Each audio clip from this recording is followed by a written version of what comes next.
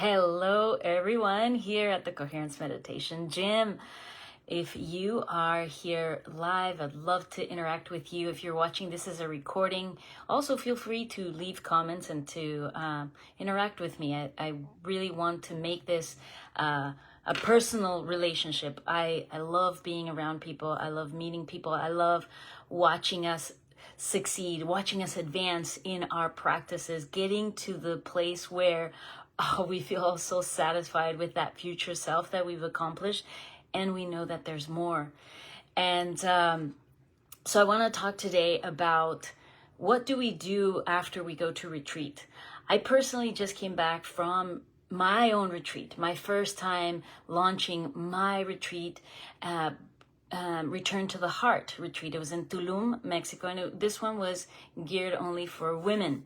I'll be doing more that are co-ed, but this one was the launch, and boy, was it beyond words. I think I will have to do a separate video just for that. But today, now that I'm back since last week, I wanted to talk to you about what it's like and what is required for us to take on these habits, to have that clear vision of who we want to become, who we have become after retreat, and to sustain that. Because we know if we have been to a Dr. Joe retreat or any other retreat where even a holiday, a place where, a time where you've are outside of your environment, and you discover so much about yourself, and you're so inspired and so, you maybe don't even recognize yourself because you literally are a different person. And then when you come back to your house, to your day-to-day, the tendency is to fall back into that old self, into that old version, to those old habits. And of course, we don't want that. That's the reason why we went to retreat, perhaps. That's why we're looking to better ourselves, to know that there are other levels to attain and to strive for, whether that is in health, in wealth, in business, in relationships, in physical healing. And so I wanted to give us just this awareness and that it's normal, that, that we will go back into the old self a little bit, but really creating a framework for yourself. And, we are creatures of habit. We are human. We have structures, our work, our schools, our environment that remind us who we were. And so it is really up to us to create the habits that are going to support your new self. So practically looking at what your routines are. So I just want to give us some of these few that you can take note of and bring with you, and give you some resources that are here available at the Coherence Meditation Gym that maybe you can reach out and find in your community, in your hometown, or create yourself.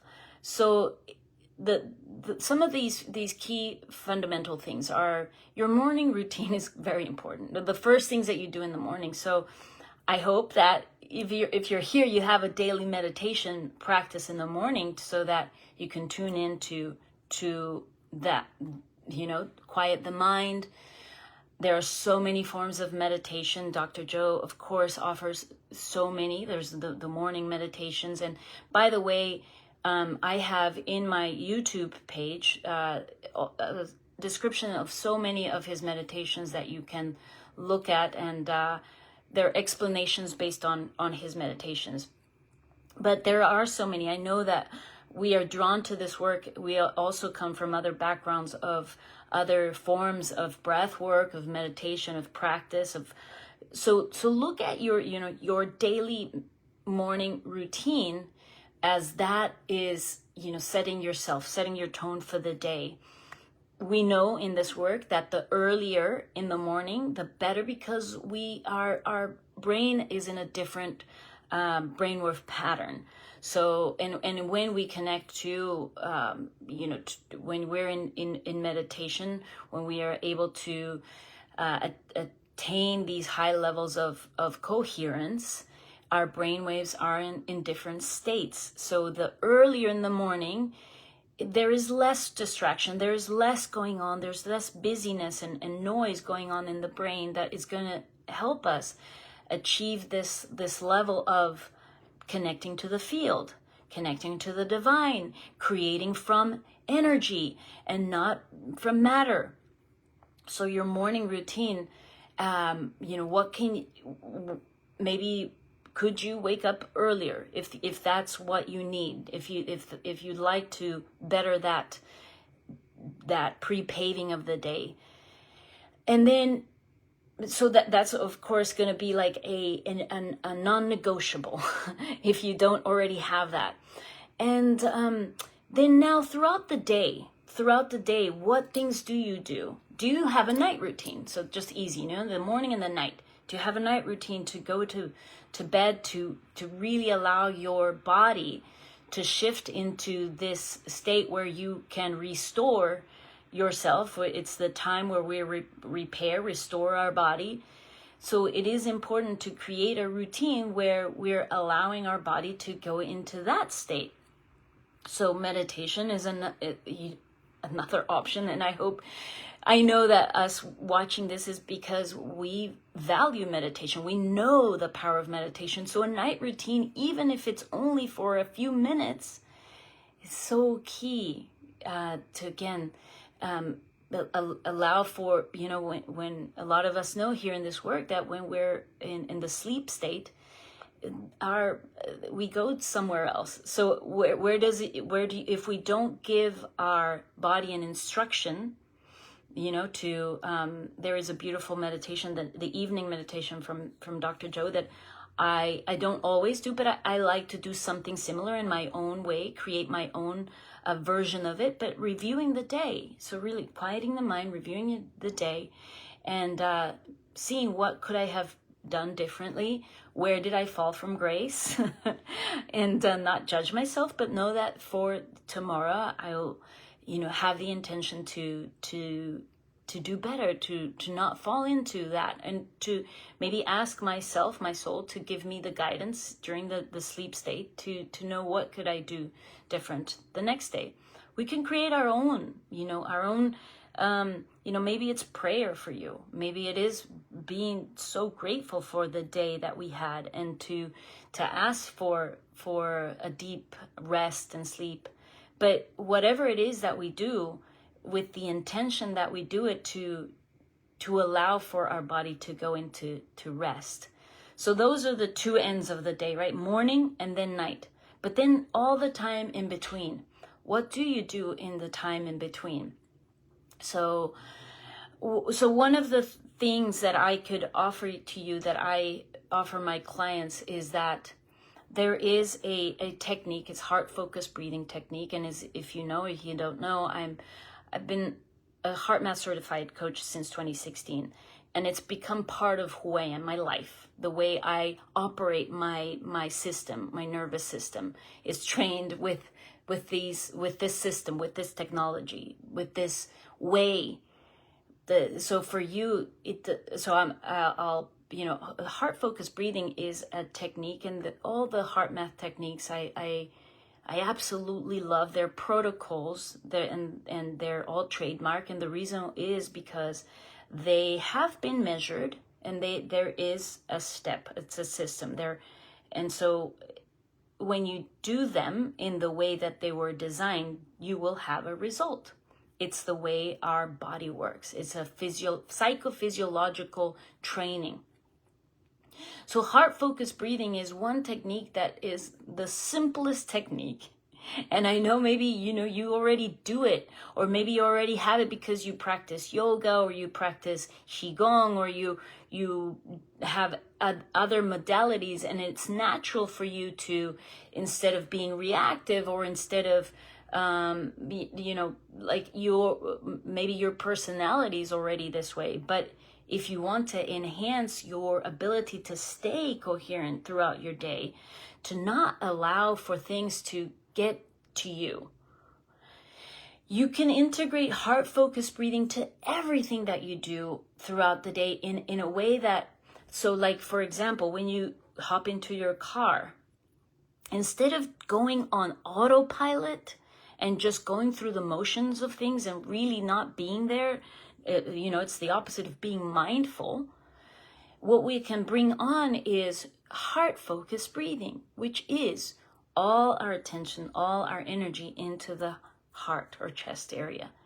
And we know doing this work that coherence is created when all our energy, all our attention, energy flows where our attention goes. So when we focus our energy, attention to the heart or chest area, and we're just heart-focused breathing.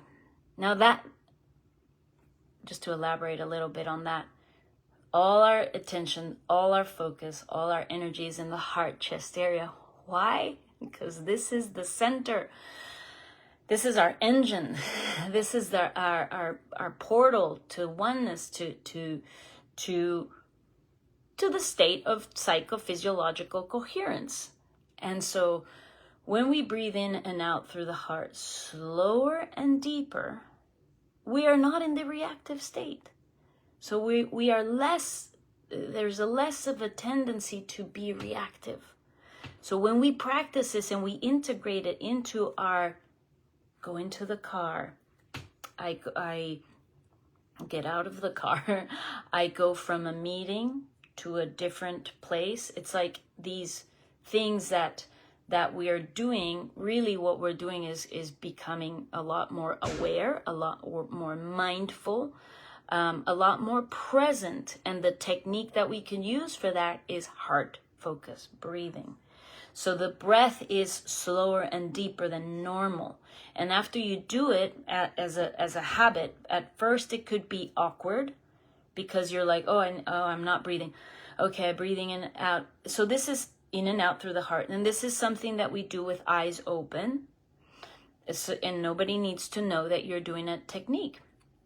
So let's say you heart-focused breathe right before dinner with your family, or at lunchtime, right before your first bite. You say, I will heart-focused breathe. I am integrating this habit before each thing that I'm doing mindfully. I'm heart-focused breathing because this will bring me not only to the present moment, it'll also allow for my body to be in a state where I'm staying in that morning intention that you had with your meditation.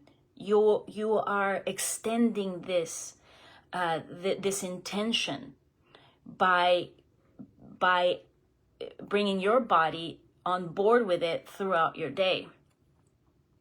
So this is one technique that I briefly want to give you, and I want to be mindful of this video, not to make it too long. But this is some of the things that we could be doing to when we leave retreat, when we're outside of the monastery, to not fall back into the old self, to remember what that future self, who we are being, who are we creating, that new version of self that we are creating. Again, this mindfulness, this practice of staying present, this ability for us to not go back to the old program and stay inspired, stay committed, stay in the elevated state that is training the body to be that future self, is so important. So then the other things are, okay, then what do we do? Are we surrounded by people that are going to support our new version? Are we creating, when we leave retreat and we see what we've seen? And I'm going to talk about my current, just this last week, I had the most profound experience. Again, I'm going to make another video for that. But I can't tell that story to all the people around me, they won't, one, they won't believe me, that why they will maybe judge me. But my level of community is going to change. Your friends change. The people that we're surrounded by will change as we evolve, and hopefully they're evolving with us. But sometimes they're not, and that's another topic, to be okay, to be okay with that, that not everybody is going to get us. But knowing that, okay, if you do surround yourself to find people that are doing the work, that are get you, is so important too. So here at the Coherence Meditation Gym, that's why it was created. It was created for us to build a community of people doing the work that believe in it. But we all, we're all at different levels, but there is a desire, that there is also knowing. It's like, once you know, you cannot not know what is possible. So surround yourself with people. So in the Coherence Meditation Gym, you can come in, and we have been I started this about 1.5 years ago, a little bit more now. And, last year, how many? 4 times 12 meditations consistently. Consistency is so key. It's like when you train for anything. I'm training for my 2nd marathon here in April. I have to go out there and run. If I do. So when we're creating our future self, consistently connecting to meditation, knowing that there is something beyond the physical realm, getting to experience mystical moments of awe, of bliss, of like, they just keep getting better and better. But that requires commitment, practice, belief, surrounding yourself with people, following your intuition, following your joy, following your passion. So the Coherence Meditation Gym, we've been committed to 4, now 5 meditations a month. So come and join. That's free. Now, if you want to get a little bit into more of the interactive, more accountability, more community, join the our Coherence Fitness training. In that, we have the Quantum Huddle. That's on the 1st of the month. We set our intentions. We're on WhatsApp together. We have a clear vision of who we want to become that month, what actions we're going to take throughout the month, and inspire each other throughout the month of, okay, what's going right, what maybe I need support with. So it's a community of people doing the work, and we're reading the book, Becoming Supernatural. It is so fun to meet other people from around the world. I have a community here in Lake Oswego, Portland area, and so we join in here when I'm in town, and so we're all joining in Zoom. It is so fun. It is so fun to get to meet other people and like share these crazy stories. You're like, nobody will believe me. Well, there is people. So maybe, do you have a community in your local area? Can you create one yourself? Or come and join this one. Come and hang out and let's expand together. Let's see what's possible. Support one another. Ask questions. Nothing is off limits here, because the stories, as we know doing this work, are really crazy. But it's so fun to talk to other people that get it and will never judge you. So all right, so then that's that. And then if you, okay, so then, all right, when you are focused on something, so in your vision of your future, I like to put performance and sports as the analogy, because I'm a coach and because I love performance and I love training myself. I run, but if I don't have somebody that is inspiring me, that is showing me what's possible as far as my fitness level, I see it. I've seen it in other people, but I don't know how exactly, or I may need more that a coach can give me, and that is what I do. So for one-on-one coaching, if you're wanting to take things to another level and show you a system, so heart math is the baseline that I use, and now to elaborate on that, a lot of people, when I've shared this in the past, you can go get certified with Heart Math. Heart Math is the most beautiful institute. I love Heart Math Institute. I've trained with them since 2016, and I had my personal coach, Shevakar, who is my mentor. We need mentors. We need people that help us get to that higher level. And so I was with her for 4 years, committed, and I stay committed to the daily practice. My point is that, as we know, and a lot of us here, I know, are into all this personal development work, but to take things to another level, we need mentors, we need coaches. So whether that is me or somebody else, I just commend to you that you find someone that you resonate with, that is just gonna hold you and gonna push you and gonna challenge you, and you will see results when you have that person that believes in you. And I love doing that for people, and I'm not for everyone. I know I'm not. But boy, do I enjoy working one-on-one with people. Boy, do I love to see us grow. Boy, do I get excited for you when you have a breakthrough. And it makes me want to cry because I know we can. And I know, and I just know that if we are in this work, it's possible. And what is possible just blows your mind. We're meant for way more. That sometimes when we're in the dark, when we can't see it, but there's a part of us that does believe we need somebody that believes in us and that can hold that vision and can cheer us on and can say, you can do it. I know you can.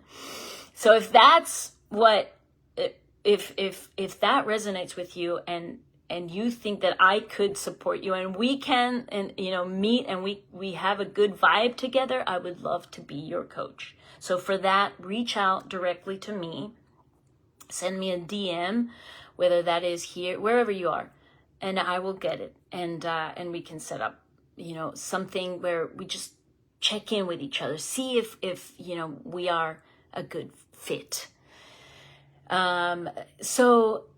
Or just come join the gym, just come to the meditations, commit to your practice, set your reminders of do heart-focused breathing, set your vision of the future,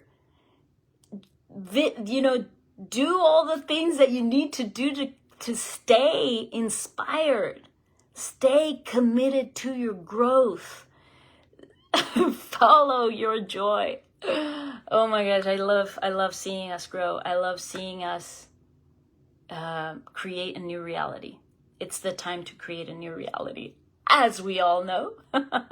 In the times that we are living right now, it's the most exciting time because we are creative beings, and we can do or be or have anything we want in this economy, in this circumstance, because we know that there are infinite potentials. And all we have to do is find that potential that it only resonates with us, because we create the life that works for us. And when we do, being in this work, we know that when I'm committed, when you're committed to your gift in this world, you make this world a better place, because you're not doing it for yourself, for your ego.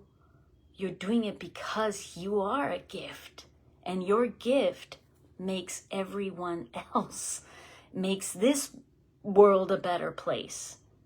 When we're doing it from ego, which I know if we're in this work, that is not what we're creating. We're creating from wholeness, from being whole, from being complete. So when we create from being whole and complete, we only can give gifts and beauty to the world and create a new world. We are creating a new world. And I'm so proud of us. And I'm so excited for us. And I'm just so excited for us, for what's to come. And yes, it takes work. It'll take work. And it'll be challenging. Yeah, it'll take challenge. But what's the fun if it's not challenging? How can we savor something when it hasn't been challenging? So enjoying the ride. I hope you are too. All right, I'm gonna go for now. All right, everyone. So much love to you, and I'll see you soon in another meditation. All right, much love. Remember to always come back to your heart.